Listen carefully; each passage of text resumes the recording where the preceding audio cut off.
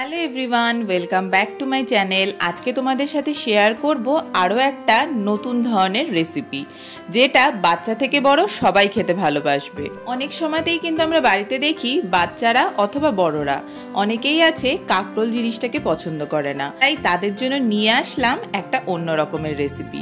আমরা ডিম খেতে কিন্তু প্রত্যেকেই ভালোবাসি, তাই ভাবলাম যদি ডিম আর কাঁকরোল দুটোকে একসাথে মিক্স করে একটা অন্য রকমের রেসিপি তৈরি করা যায়, তাহলে কিন্তু সবাই চেটে পুটে সেই খাবারটা খেয়ে নেবে।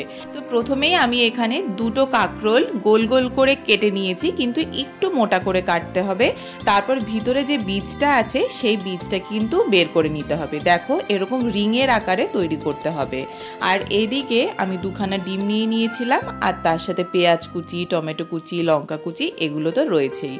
এবার যেহেতু আমি কাঁকরোলটা একটু মোটা করে কেটেছি, তাই জন্য পুরোটা স্টিম করলে এটা ভালোভাবে সিদ্ধ হবে না দেখে আমি কিন্তু এটা একটুখানি হালকা করে পিট করে আমি ভাজতে বসিয়ে দিলাম। আর এদিকে আমি ডিমের অমলেট যেরকম করে করি সেই রকম ভাবেই করার জন্য দুটো আমি ডিম নিয়ে নিয়েছি, তার ভিতরে পেঁয়াজ দিয়েছি, একটু লঙ্কার গুঁড়ো, একটু নুন আর একটু হলুদ দিয়েছি, আর একটা পাকা লঙ্কাও আমি কেটে নিয়েছি, ওটা উপর দিয়ে দেব।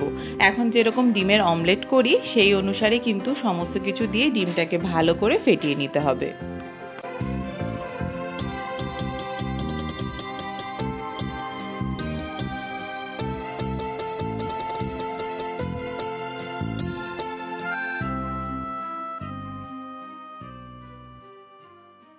ডিমটা আমার কিন্তু ফেটানো হয়ে গেছে, আর এদিকে কিন্তু কাঁকরোলের যে আমি রিংগুলো করেছিলাম সেগুলো হালকা হালকা করে কিন্তু ফ্রাই করা হয়ে গেছে। আর এদিকে কিন্তু আমি ফ্রাইং প্যান থেকে সমস্ত যে অতিরিক্ত যে তেলটা আছে সেটাকে আমি একটা বাটিতে তুলে নিয়ে একদম অল্প পরিমাণে তেল দিয়ে নিয়েছি। আর এই কাঁকরোলের রিংগুলোর ভিতরে ডিম আমি যে আগে থেকে ফেটিয়ে রেখেছিলাম সেটা কিন্তু চামচ দিয়ে পুরের আকারে ওর ভিতরে কিন্তু আমি দিয়ে নিচ্ছি। দেখো, বেশ সুন্দর দেখতে লাগছে। আর উপর থেকে আমি গার্নিশিংয়ের জন্য দিয়েছি হলো গিয়ে পাকা লঙ্কা কুচি, আর অল্প একটুখানি আমি ধনেপাতাও ছিটিয়ে দিয়েছি, আর গোলমরিচ গুঁড়ো। তোমরা চাইলে যারা ধনেপাতা খেতে পছন্দ করো না তারা কিন্তু এটা স্কিপও করতে পারো। এবার একদম লো ফ্লেমে কিন্তু এটা হতে দিতে হবে। উপর দিয়ে তোমরা চাইলে ঢাকনাও দিয়ে নিতে পারো। আর এদিকে কিন্তু আমি ডিমের যে অমলেটটা করেছি সেটা কিন্তু আমি উল্টে দেওয়ার জন্য একটা থালার ভিতরে নিয়ে ফের নিচের পোর্শনটা আমি উল্টে আবার দিয়ে দিলাম।